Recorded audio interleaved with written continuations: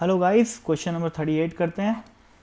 देखो, अभी last question में बोला था कि जो जनरलाइजेशन है वो यहाँ पर फेल होएगा। कैसे फेल होएगा? देखो, यहाँ पर बोला है कि एक ग्लास सरफेस है और ग्लास का रिफ्रैक्टिव इंडेक्स 1.5 है, ठीक है, जो कि जिसके ऊपर एक ऑयल फिल्म है जिसकी थिकनेस 1 × 10⁻⁴ है।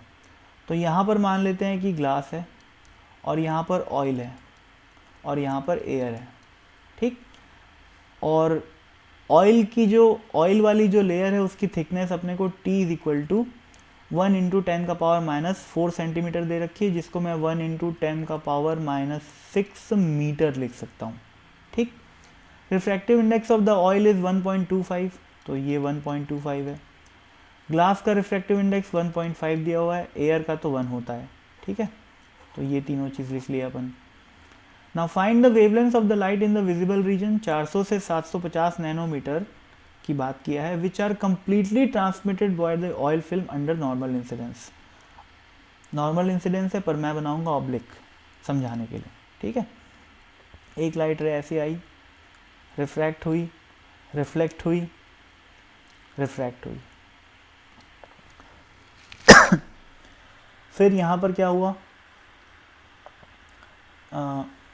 सॉरी यार, इसकी ज़रूरत नहीं है अपने को। हाँ, फिर से यहाँ पर रिफ्लेक्ट हुई और यहाँ पर रिफ्रैक्ट हुई, और दूसरी वाली ऐसे आई और ऐसे यहाँ से रिफ्रैक्ट हो गई, ठीक है। तो बेसिकली ये दोनों लाइट आपस में इंटरफेयर करेगी, और चूंकि लिखा हुआ है which are completely transmitted by the oil film, इसका मतलब यहाँ पर क्या होना चाहिए? कंस्ट्रक्टिव इंटरफेरेंस होना चाहिए। एक बात और समझना है आपको कि ऐसा नहीं कि सिर्फ 2 रे आ रही है, बहुत सारी रेज होती हैं। जैसे सोचो यहाँ पर की बात करता हूँ मैं, तो यहाँ पर भी तो ट्रांसमिशन हो रहा होगा ना, पार्शियल। हर सरफेस पे पार्शियल रिफ्लेक्शन होता है, पार्शियल ट्रांसमिशन होता है। तो इस पॉइंट में भी इस तरीके से रिफ्रैक्शन होएगा पार्शियली, ठीक है ना, इस डायरेक्शन में, और ये पार्शियल रिफ्लेक्शन होएगा। और इस पॉइंट पे भी क्या होएगा? सेम चीज़, पार्शियल रिफ्लेक्शन और पार्शियल ट्रांसमिशन। और फिर इस पॉइंट में भी पार्शियल रिफ्रैक्शन और पार्शियल रिफ्लेक्शन। मतलब ट्रांसमिशन और रिफ्लेक्शन दोनों हर सरफेस पे दोनों होता है। लेकिन बात ये है कि मेजरली इन चारों के अलावा ये और ये, इनके अलावा बाकी जो भी लाइट होती है उनकी इंटेंसिटी बहुत कम होती है, तो उनको अपन कैलकुलेशंस में कंसिडर नहीं करते, क्योंकि उनकी इंटेंसिटी जितना है भाई, एक बार रिफ्लेक्शन हुआ, एक सरफेस पे इंटेंसिटी आधी ट्रांसमिट हो गई, आधी रिफ्लेक्ट हो गई, तो फिर जो बची हुई लाइट है उनमें से फिर से रिफ्लेक्शन ट्रांसमिशन होगा, तो वो जो फ्रैक्शन ऑफ द इंटेंसिटी होते जाता है वो, ठीक है ना। और इंटेंसिटी लगातार कम होते जाती है जैसे जैसे इस डायग्राम में राइट साइड आप आगे बढ़ोगे, ठीक है ना। तो इसलिए अपन सिर्फ 2 रेस को कंसिडर करते हैं। जब अपन रिफ्लेक्शन वाले पार्ट की बात करते हैं तो इन दोनों रे को कंसिडर करते हैं, और ट्रांसमिशन वाले की बात करते हैं तो इन 2 रे को कंसिडर करते हैं, ठीक है ना।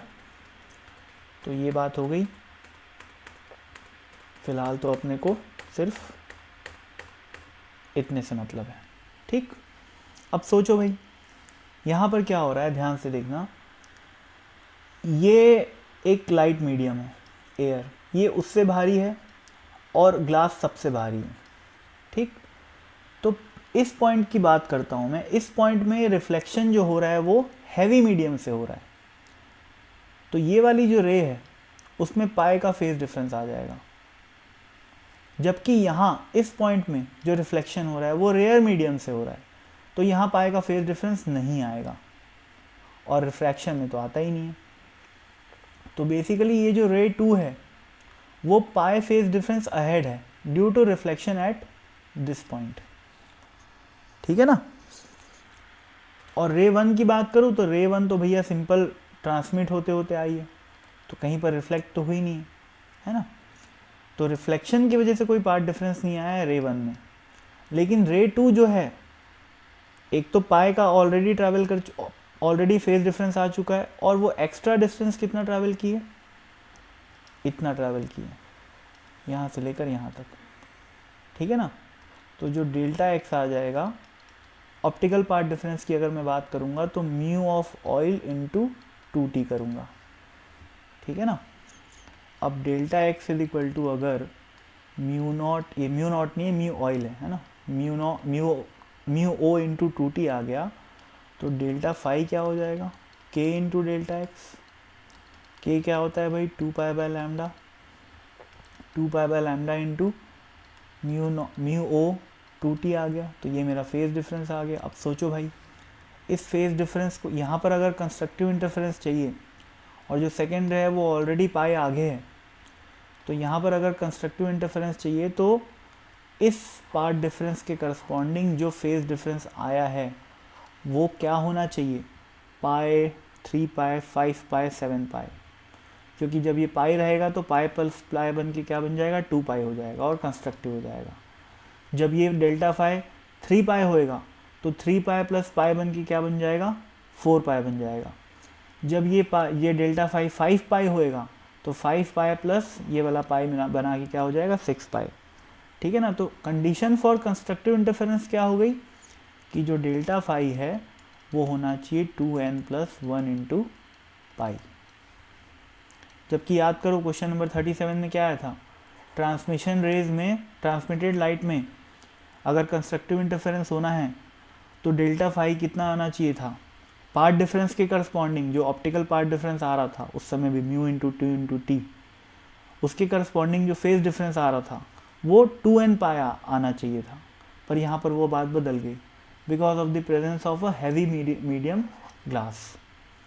इसीलिए कुछ भी जनरलाइज मत करो भाई, ऑन द स्पॉट जो सिचुएशन गिवन है उसको बेसिक्स से एनालाइज करो और प्रोसीड करो। कुछ भी याद करके अगर एग्ज़ाम में जाओगे तो 100% कोई ना कोई गलती हो जाएगी और आंसर गलत आ जाएगा, और जो आंसर आपका आएगा वो option number A B C D में से किसी न किसी में देगा, आप खुश हो जाओगे देख के और टिक करके आ जाओगे। ऐसा मत करना भाई, है ना। तो चलो भाई आगे बढ़ते हैं। अब क्वेश्चन पे आते हैं, या तो मैं बहुत थ्योरी पढ़ा दिया आपको।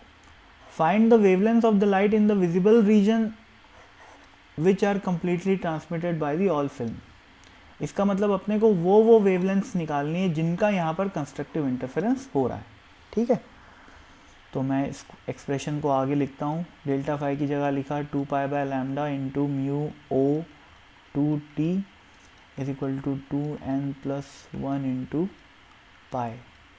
पाई से पाई कट गया और लैम्डा की जो वैल्यू है वो आ गई 4 mu naught T upon 2n+1, ठीक।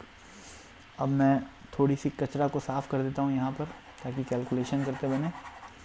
अब देखो भाई, इतना तो समझ में आ रहा होगा कि n इज इक्वल टू 0 रखूँगा, 1 रखूँगा, 2 रखूँगा, 3 रखूँगा तो 2n+1 की वैल्यू क्या आएगी, 1, 3, 5, 7, है ना भाई।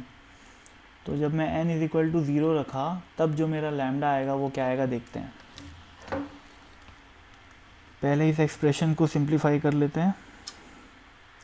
क्या क्या है, 4 इंटू म्यू ओ कितना है भाई, 1.25 है ना, तो 1.25, 4 इंटू 1.25 किया तो 5 आ गया, ठीक।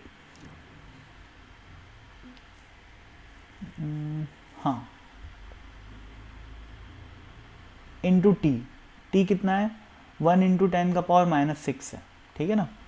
तो इंटू 1 इंटू 10 का पावर -6, तो ये आ रहा है 1 2 3 4 5 6, तो 5 इंटू 10 का पावर 6 आ रहा है ना। लैम्डा की वैल्यू आ रही है 5 इंटू 10 का पावर -6 अपॉन 2n+1। इसको मैं क्या लिख सकता हूँ, इसको मैं लिख सकता हूँ 5000 इंटू 10 का पावर -9 अपॉन 2n+1।